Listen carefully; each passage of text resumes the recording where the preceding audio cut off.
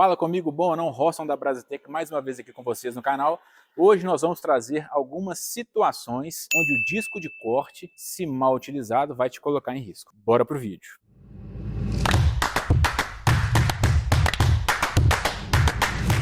Então, pessoal, para mostrar para vocês as inseguranças que pode acontecer se você operar de forma errada uma esmerilhadeira, vou pegar esse disco de corte aqui e a gente vai explicar algumas situações, primeiro de montagem, depois de utilização errada, para você entender os riscos e como evitá-los. Fechou? Pessoal, então vamos começar. A primeira coisa que a gente tem que fazer é identificar o que está falando aqui nesse disco. Fechou? Então a gente primeiro tem que salientar, que a gente já tinha falado anteriormente em outros vídeos, sobre os equipamentos de segurança que devem ser utilizados, tá bom? A gente tem que também verificar, é muito bom, é importante verificar se esse disco é certificado, tá? Então a gente tem certificações aqui e aqui, beleza? Então a gente tem um disco certificado, a gente verificou a questão dos EPIs, né? A gente verifica se toda a área do disco, tanto de um lado quanto do outro, não apresenta nenhum tipo de quebra, rachadura ou desgaste uniforme. Então a gente olha bem o disco, vê se não tem nada de errado. Feito isso, o que a gente faz? Confere data de validade. Esse disco aqui vence mês 7 de 2028. Então é um disco que está dentro da validade, a gente já verificou que a integridade dele está bacana, a gente vai passar a montar ele agora na nossa esmerilhadeira. Passo muito importante aqui.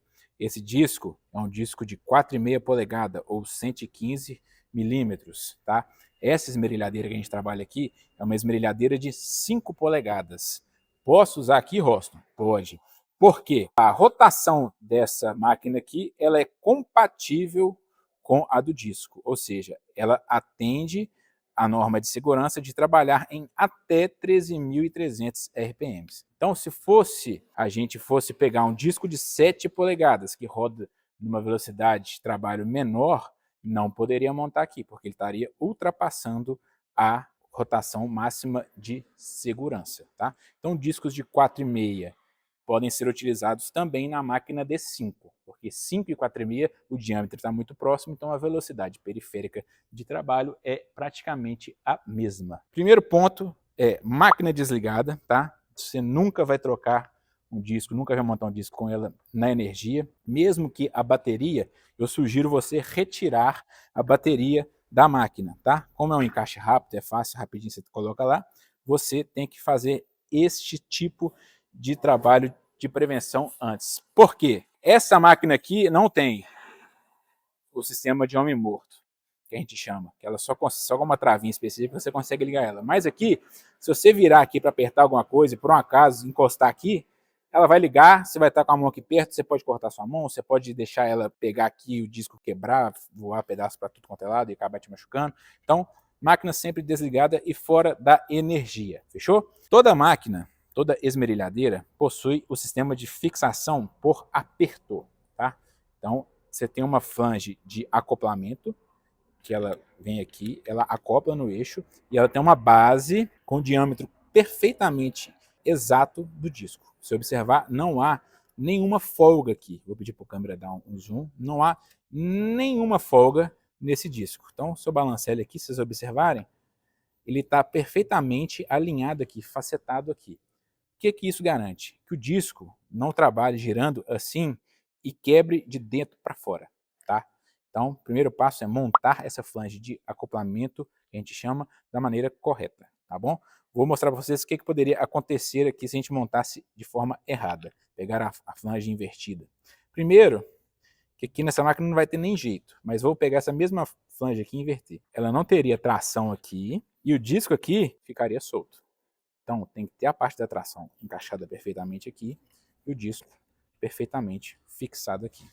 Aí a gente passa agora para a parte do aperto, tá? Eu vou mostrar dois tipos de flange, a flange mais comum e uma flange que a gente oferece aqui na empresa, tá? Essa flange mais comum, se vocês observarem, ela possui dois lados. Um lado côncavo, que a gente fala, né, que ele está com essa concavidade aqui, e um lado convexo. Vamos chamar desse jeito, com esse ressalto. Então, se a gente pega e monta essa flange aqui desta forma, estaria montando da maneira incorreta. Por quê? A gente pegaria aqui, ela já encostou na outra parte e o disco está completamente solto. Então, aqui eu rodaria o disco, mas poderia acontecer um acidente no primeiro momento que você encostar em alguma coisa. Você pega a flange da maneira correta, coloca aqui no disco e dá o aperto, tá bom? Pega com a chave aqui nesses dois furinhos, trava aqui atrás, que você vai observar, né? Eu vou travar aqui o eixo, a máquina está travada, então tem essa trava aqui, exatamente para você apertar ou desapertar, tá? Não pega a chave de fenda, não dá porrada aqui. Toda máquina dessa aqui vem com uma chave. Então, essa chave, cara, faz que nem uma chave de mandril da sua furadeira. Amarra ela aqui, dá um jeito de colocar ela no cabo, do jeito que não te atrapalha a trabalhar, mas não perca ela, tá bom? Esse é o jeito correto de se trabalhar com essa flange. Por que essa flange tem dois lados? Você pode trabalhar tanto com corte e desbaste aqui, e se você precisar de um outro material, um disco fibra, um suporte, essa parte para baixo aqui vai facilitar no rosqueamento. Por isso que tem essa diferenciação aqui. Quando a gente vai para essa flange aqui, ela é uma flange que é patenteada, a gente chama de Quick Nut. Como é que esse carinha funciona? Do mesmo jeito que essa daqui, vai travar o eixo com a flange, você encaixa ela, gira aqui, sem precisar de chave, você dá um leve aperto e abaixa essa orelhinha aqui. Ela pode trabalhar normalmente, se observar aqui, ela fica totalmente fora de contato com a peça, tá bom? Precisou afrouxar, você vai fazer uma leve pressão aqui e soltar. Isso tudo aqui não esquenta, essa aleta aqui não esquenta. Não quer dizer que você não deva usar equipamento de proteção. Então, com a sua luva, você vai conseguir operar isso aqui tranquilamente, beleza? Então, vamos montar aqui agora a máquina. Travamos aqui, leve aperto, travamos aqui embaixo a orelhinha. Como o disco de corte deve ser utilizado? Sempre em 90 graus. Capa de proteção, sempre protegendo o operador, nunca protegendo a parte da frente ou a parte de baixo, a parte do operador. Aqui em cima tem o sentido de rotação desse disco, tá? Então a máquina sempre vai rotacionar desse jeito, ou seja, dessa maneira aqui o disco vai estar cortando a peça assim, as fagulhas serão projetadas para frente. Você vai estar seguro aqui atrás da parte de queimaduras. Parte de algum acidente, esse carinha aqui vai fazer a proteção. Então, para você que é destro, a sua mão de trabalho vai ser aqui, a mão de apoio aqui, e você ligará a máquina. Ligando a máquina, tá? 10 a 15 segundos dela trabalhando sem contato nenhum. Ou seja, liguei aqui, conta até 10 e veja se o disco está tremendo, se sente alguma trepidação anormal, que não seja que você já esteja acostumado.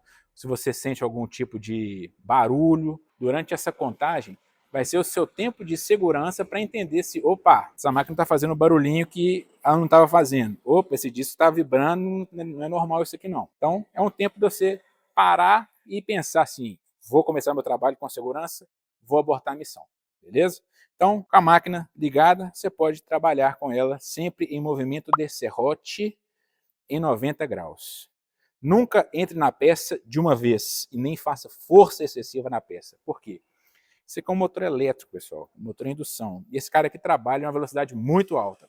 Nessa ponta aqui, a gente, fazendo as contas, chega na aproximadamente 301, 289 a 301 km por hora, que vai estar rodando essa parte externa aqui. Por isso é que corta, por isso é que tem desempenho.